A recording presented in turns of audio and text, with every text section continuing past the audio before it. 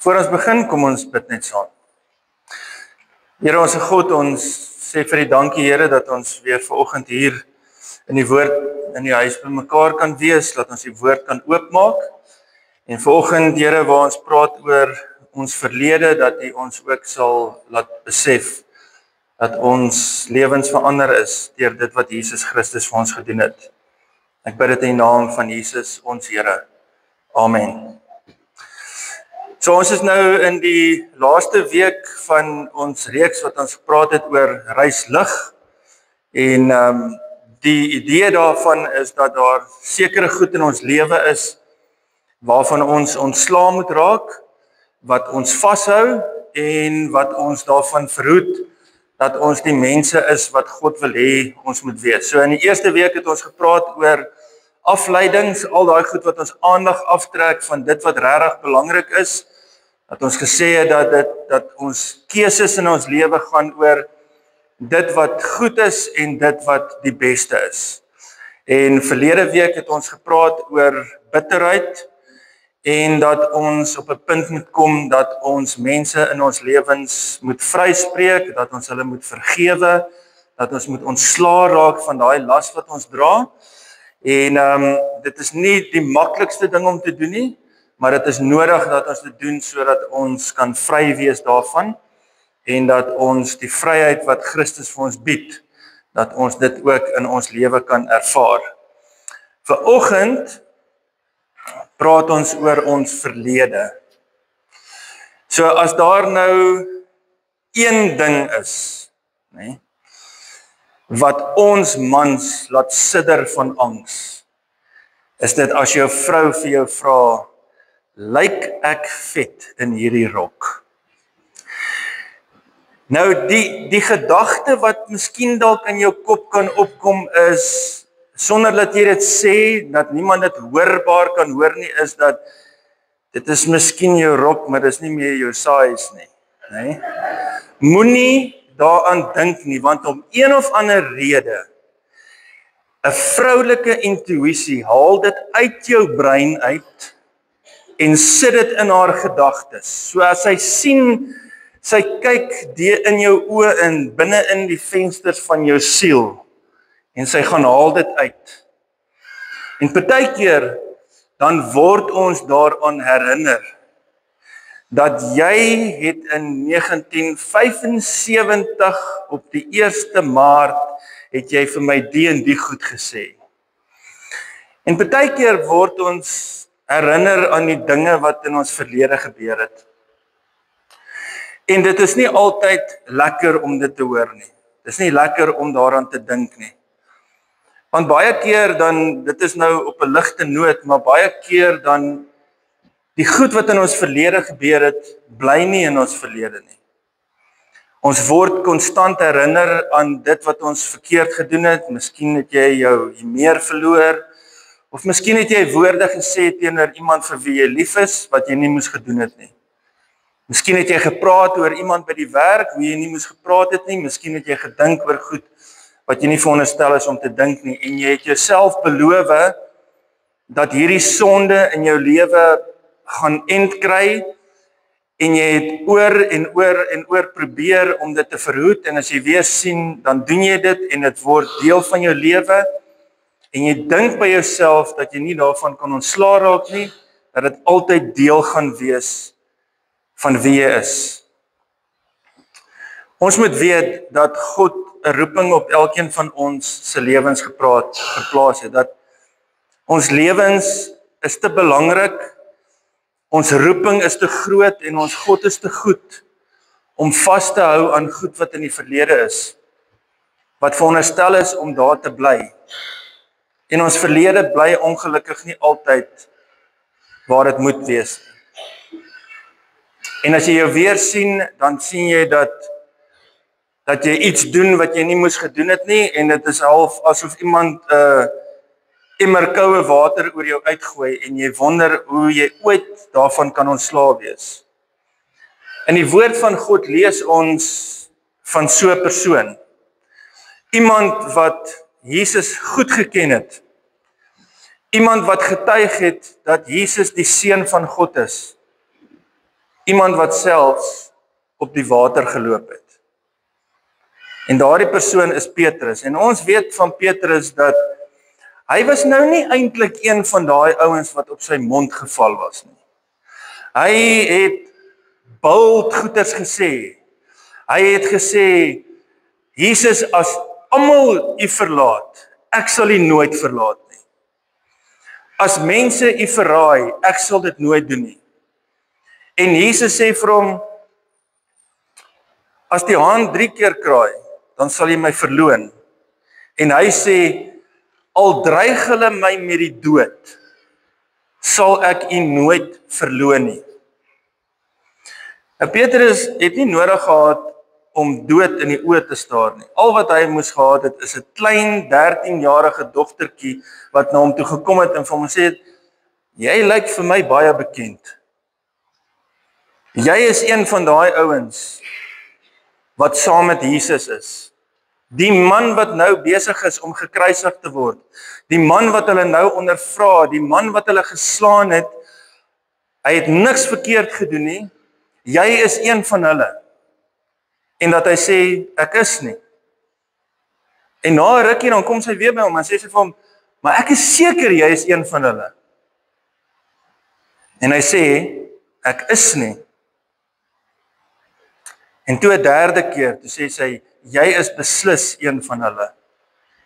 En die woord van die Here sê vir ons, dat hy het gevloek en hy het gesê, ek ken hierdie man nie. Nie nodig gehad om dood in die oë te staar nie, maar net iemand wat hom konfronteer. En nadat hy dit gesê het, het die haan gekraai en hy het onthou wat Jesus vir hom gesê het. En hierdie is een van die verse wat my die diepste tref in die Bybel. Is in Lukas hoofstuk 22 vers 61.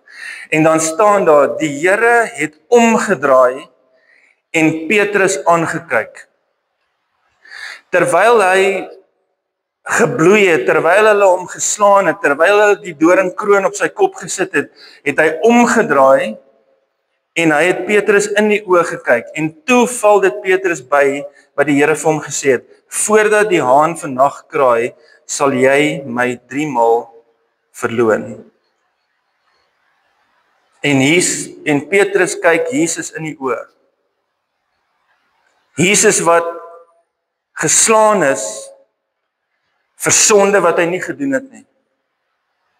Jesus wat gekruisig is vir mense wat dit nie verdien nie. Jesus wat alles moes verduur. Hierdie man het getuig dat Jesus die Seun van God is. En hy word gekonfronteer deur 'n jong meisie. En nie 1 keer nie, nie 2 keer nie, maar 3 keer verloon hy Jesus Christus en sê, maar ek ken hierdie man nie. Imagine hoe moes hy gevoel het? Skuldig oor dit wat hy gesê het? Skaam, want hy was veronderstel om die leier te wees. Skaam oor hoe ander mense nou na hom sal kyk. Spyt oor dit wat hy gedoen het. En was ons nie al almal daar nie? Dat ons skuldig voel oor die goed wat ons gedoen het en skuldig voel oor goed wat ons gesê het. Spyt is oor dat ons 'n belofte aan God gemaak het, dat ons dit gebreek het. Skaam oor dit wat ander mense in ons lewens sien. Terwyl ons weet hoe groot God eintlik vir ons is. Want dit is wat die vyand doen. Die vyand kom na ons toe. En hy kom sê vir ons 3 goed. Hy sê vir jou, jy kan nie vergewe word nie. God kan jou nie vergewe nie. Jy het al hoeveel keer die beloftes afgelê en jy hou aan om dit te doen. God sal jou nooit kan vergewe nie. En dan kom hy en hy sê vir jou dat God jou nooit kan lief hê nie. Dat jy nie die liefde van God verdien nie. En hy kom sê vir jou dat jy niks werd is nie. Jy kan nie net vergewe word nie. Jy kan nie die liefde van God ervaar nie, maar jy is niks werd nie. God kan jou nie gebruik nie. Jy bly so en jy sal vir altyd so bly en daar is niks wat jy kan doen om dit te verander nie. Hoe kan jy dink dat jy enigstens goed genoeg is, dat God jou kan lief hê? Hoe kan jy dink dat jy enigstens goed genoeg is, dat God jou kan vergewe? Hoe kan jy enigstens dink dat jy goed genoeg is, dat jy iets werd is in die koninkryk van God? Die probleem wat ons het is dit, as ons nie kan losmaak van die verlede nie, kan ons ook nie besit neem van die toekoms wat God vir ons wil gee nie. As ons dit nie kan agtersit nie. Maar dankie tog dat God ons nie los waar ons is nie. Dat hy nie sy rug op ons draai nie. Dat hy nie van ons af wegstap nie. Want dit is presies wat hy met Petrus gedoen het. Hy het na Petrus toe gegaan om dit reg te maak.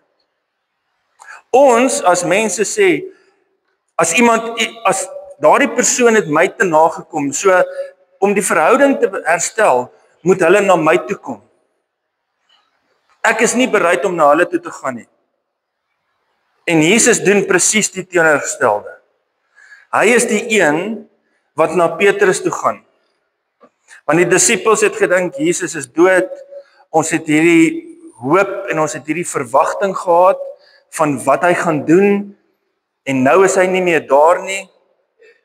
So wat ons nou kan doen is om terug te gaan na dit wat ons die beste ken. En dit is om te gaan visvang. Om terug te gaan na waar ons was. Want die hoop wat ons gehad het, is vernietig. Dit is verby. En dan gaan hulle om te gaan visvang en dan kom Jesus na hulle toe. En die keer het Petrus nie op die water geloop nie. Maar toe hy die Here sien, toe het hy sy hemp aangetrek en hy het gechat leklou tot op die strand. Want hy het besef dat die persoon wat hy verloon het, is Christus wat lewe. En daar het hy Christus weer ontmoet. En ek dink, dit moes seker die moeilikste ontbyt gewees het wat enigiemand nog ooit gehad het. Is dat jy weet, dat die persoon vir wie jy lief was, het jy verloon. En nou is hy hier en hy is besig om vir jou ontbyt te maak. Hoe moes Petrus gevoel het? Skuldig? Hoe kan God hom vergewe? Onseker oor wat gaan gebeur? Skaam oor dit wat hy gedoen het? En dan kom Jesus in Johannes 21 vers 15. En hy sê toe hulle klaar geëet het, gelukkig het hy eers vir hom kos gegee, né? Kan nie met iemand beklei op 'n hongermaag nie. Okay. Toe hulle klaar geëet het, toe sê Jesus vir Simon Petrus, hy sê Simon, seun van Johannes, het jy my baie lief? Meer as hulle hier? Ja, Here, antwoord hy hom, U weet dat ek U liefhet. Nou, net om daar te stop, die woord wat daar gebruik word vir baie lief is agape. Dit beteken dit is 'n intense liefde wat jy vir iemand het. Dit is iets wat dis 'n liefde wat jy ervaar, nie maar net vir 'n vriend nie, maar vir iemand wat kosbaar is in jou lewe. Dit is hoe lief God ons het. Dis hoe lief Jesus Christus ons gehad het. Dat hy sê, dit is hoekom dit daar vertaal word met baie lief. En dan antwoord Petrus hom en hy sê, U weet dat ek U liefhet. En die woord wat daar gebruik word is philo. Dit is 'n vriendskaplike liefde.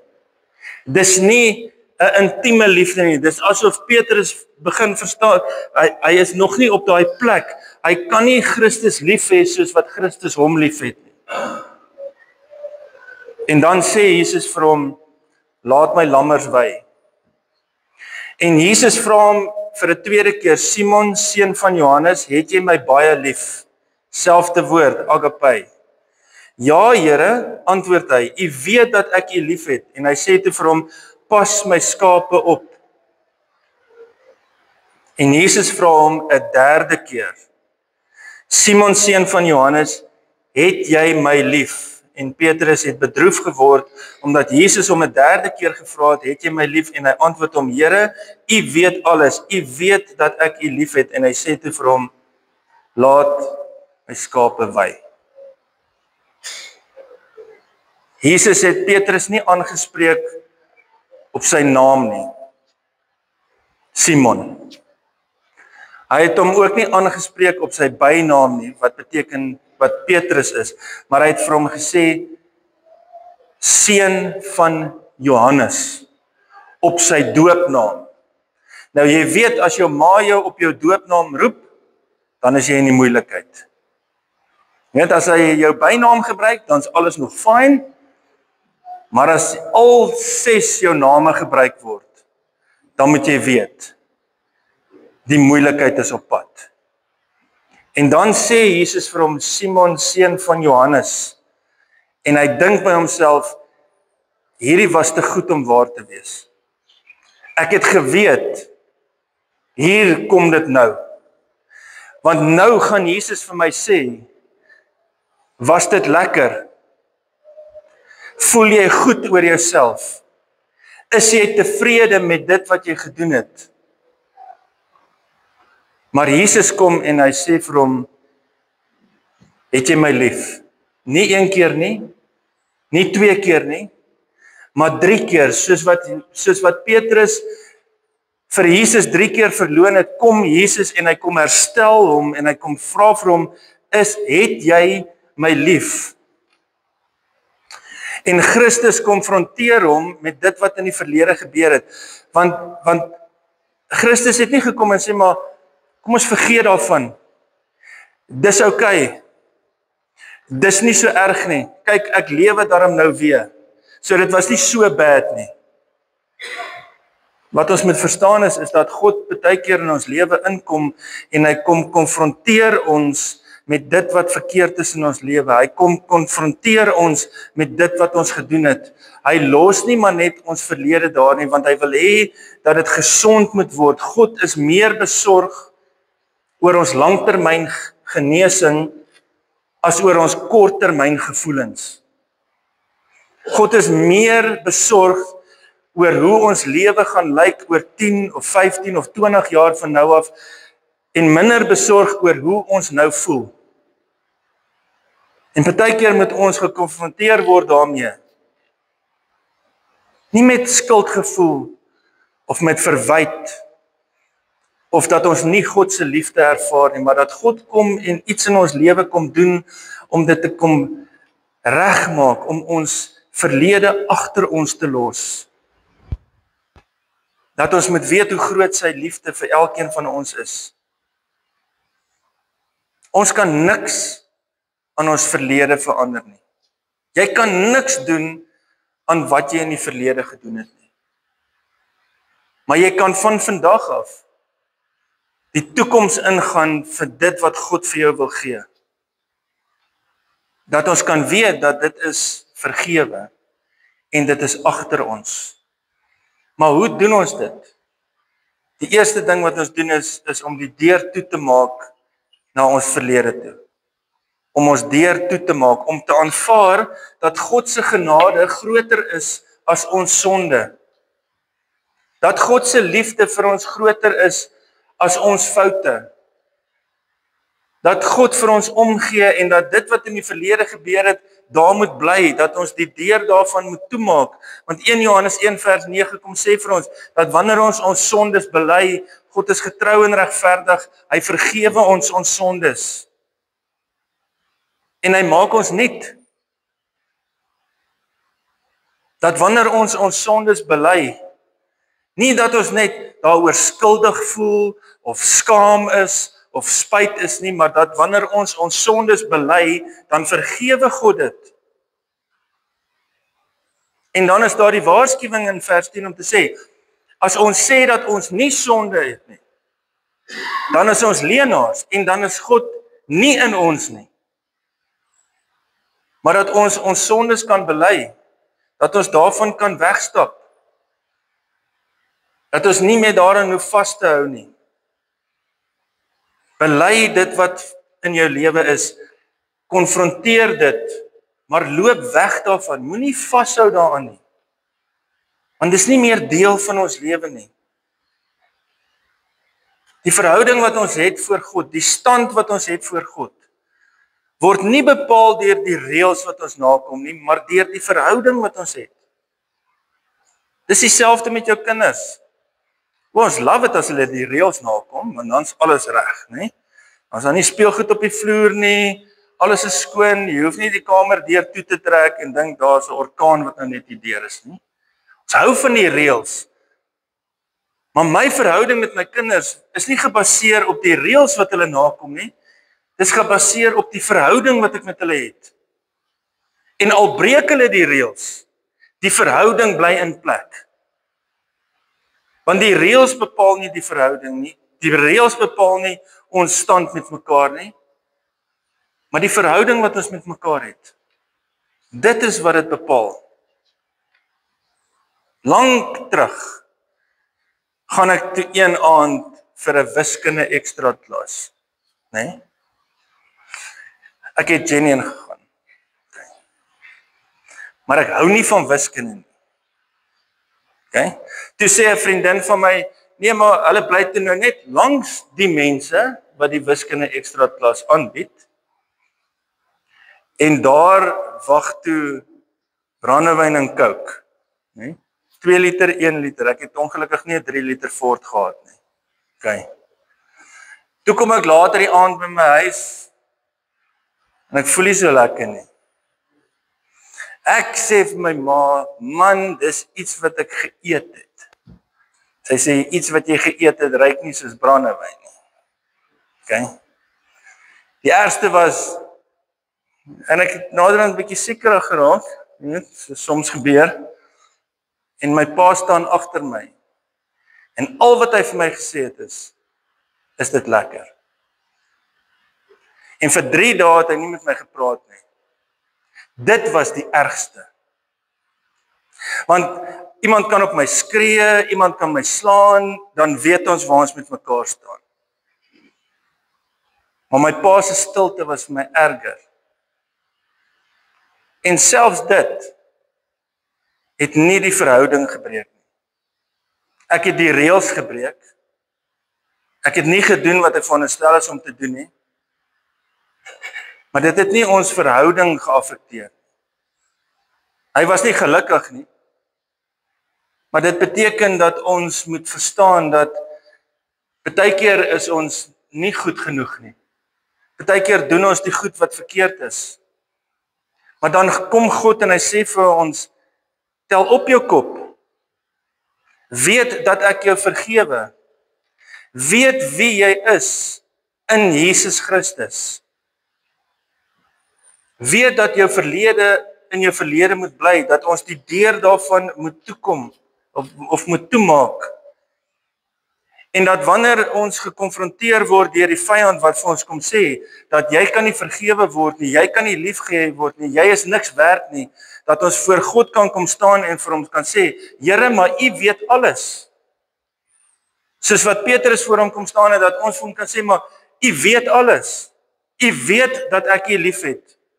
U weet dat ek U verloon het. U weet alles. En dat ons die vergifnis en die liefde van God kan ervaar deur dit wat Jesus Christus vir ons gedoen het, deur die feit dat Christus mens geword het. Dat ons kan weet dat ons daardie deur na ons verlede kan toemaak. Johannes 1 vers 12 tot 13 sê, maar aan almal wat hom aangeneem het, die wat in hom glo, het hy die reg gegee om kinders van God te word. Hulle is dit nie van nature nie, nie deur die drang van 'n mens nie, of nie deur die besluit van 'n man nie, maar hulle is uit God gebore.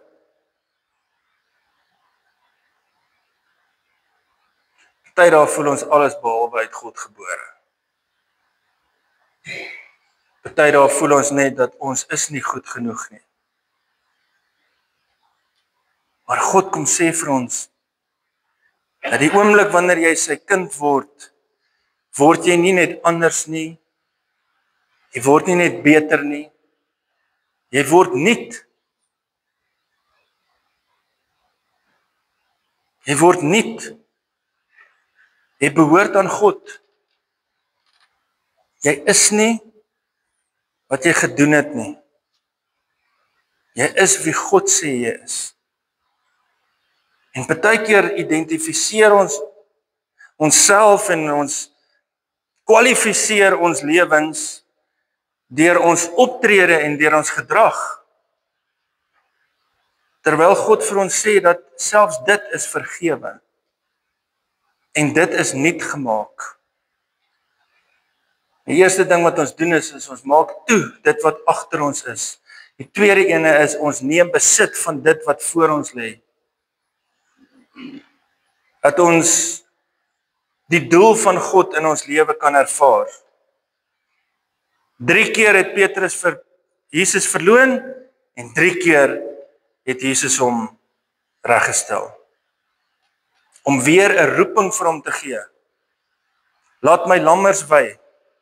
Sorg vir my skape.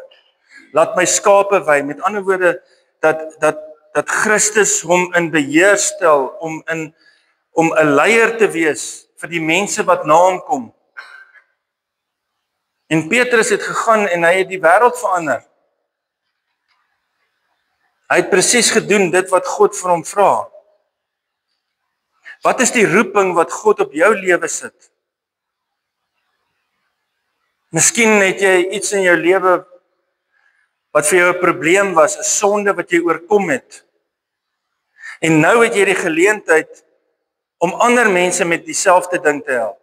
Miskien is jy 'n enkel ma wat kinders alleen moet grootmaak. Miskien het jy nou die opdrag wat God op jou lewe sit, is om te sê, maar jy het die vermoë om ander mense wat in dieselfde situasie is as jy, om hulle te kan help. Ons verlede is nie net sleg nie. Ons verlede leer ons ook dat ons ander mense kan wys dat God ons lewens kan verander. Dat God ons lewens kan nuut maak. Dat 'n onperfekte verlede vir ons 'n geleentheid gee om mense te kan help om God te leer ken en dat die Here hulle lewens kan verander. So vanmiddag wanneer jy nou by die huis kom, dan vat jy 'n pen en papier en dan skryf jy daar neer, dan sê jy God se roeping. Wat is dit wat God wil hê jy in jou lewe moet doen? Wat is die ervaring wat jy opgebou het? Hoe kan jy ander mense leer om beter te wees? Om nader aan God te beweeg? Om God toe te laat om jou lewe te verander? Ons sien die storie van Petrus en ons dink dit is 'n storie van verlies. Dat hy Christus verloon het. Maar dit is ook 'n storie van hoop. Dat God hom nie alleen gelos het nie, dat God sy lewe verander het. En dit gaan nie oor wat ons verkeerd doen nie, maar dit gaan oor dit wat Christus aan die kruis gedoen het. Dat hy ons nuut gemaak het. Dat ons nie net sal kyk na dit wat ons verkeerd gedoen het nie, maar dat ons sal kyk na dit wat Christus reggemaak het. Dat ons nie net sal kyk na hoeveel keer en hoe groot ons sonde is nie, maar hoe groot God se vergifnis is.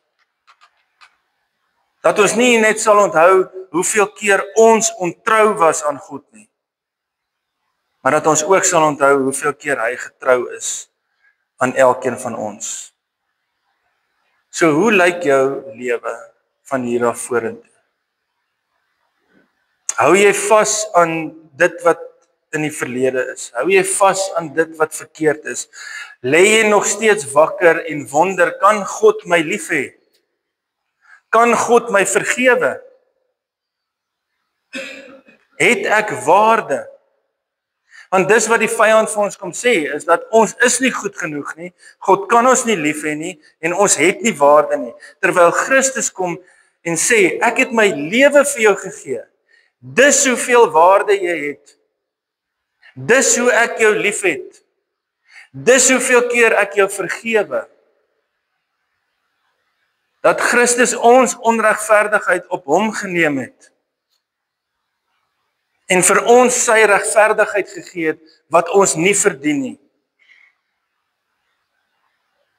Ek hoor, ek kyk na 'n ding hierdie week, en toe sê die ou, hy sê, met die sondeval, een van die straf wat God gegee het, is dat daar dorings en dussels op die grond was, om ons te pynig. Wie van julle het al hierdie lang, wat is daai wit dorings? Ja, daai goed, hè? Dit suig so in jou vel in, hè? Dit pynig ons. En dat die dag toe Christus gesterf het die dorings van hierdie wêreld sy kroon geword. Dat die vloek wat oor die aarde uitgespreek is op hom geplaas. Dit is wat Christus vir ons gedoen het. En ja, ons maak foute en ja, ons word herinner aan al hierdie goeders wat ons in ons verlede gedoen het. En dan kom sê Christus vir ons, maar ek maak alles nuut. Hy kom neem dit weg, hy vergewe dit. Hy sit dit agter, hy maak die deur toe. En dit is tyd dat ons presies dieselfde doen. Filippense 3 vers 12 tot 15 sê, ek sê nie dat ek dit alles het of al die doel bereik het nie, maar ek span my in om dit alles myne te maak, omdat Christus Jesus my reeds syne gemaak het. Maar een ding doen ek maak my los van wat agter is en ek strek my uit na wat voor is, sodat ek die hemelse prys kan behaal waartoe God my geroep het in Christus Jesus. Ons almal wat geestelik volwasse is, moet hierdie gesindheid hê. Jy is nie wat jy gedoen het nie. Jy is wie God sê jy is. Jy is in Christus, jy is 'n nuwe mens, jy is vergewe, jy is nuut gemaak, God het vir jou 'n toekoms. Dit is wat God sê oor ons. En die vraag is, gaan jy toelaat dat die vyand van jou steel om vir jou te sê, maar jy is nie goed genoeg nie. Jy verdien nie God se genade nie. God kan jou nie lief hê nie. Of gaan jy van vandag af glo dat dit wat God sê die waarheid is, dat jy vergewe is, dat jy nuut gemaak is, dat jy 'n kosbare besitting is, dat jy witter is as sneeu, dat jou sonde van jou vergewe is, dat jy sy kind is, dat jy aan hom behoort, dat hy jou liefhet, dat ons kan weet dat ons is kinders van God, stout soms, maar ook vergewe. Want ons verhouding met God gaan nie oor die reëls wat ons nakom, maar oor die verhouding wat ons het met hom. Here, ons dankie. En partykeer moet ons kom erken, Here, dat die verlede ons so vashou, dat ons partykeer voel asof ons in 'n tronk is en dat ons beloof dat ons dit nie sal doen nie en dat ons dit oor en oor en oor doen en soms voel dit net asof U ons nie kan vergewe nie. Maar dankie Here dat ons in die woord kan lees dat U lewe vir ons gegee het, dat ons nuut gemaak is, dat ons vergewe is, dat ons U kinders is, dat ons nie vasgevang word deur ons verlede nie, maar dat U vir ons 'n toekoms gee en 'n hoop. Dat ons dit vind in nie die goeie goed wat ons doen nie, maar in dit wat Jesus Christus vir ons gedoen het. Ek bid vir hierdie gemeente, Here, ek bid dat mense sal besef wat U vir ons gedoen het en dat mense sal vrykom, vry van al die goed wat hulle gevange hou, om die mense te kan wees wat U wil hê ons moet wees. Ek bid dit in naam van Jesus, ons Here. Amen.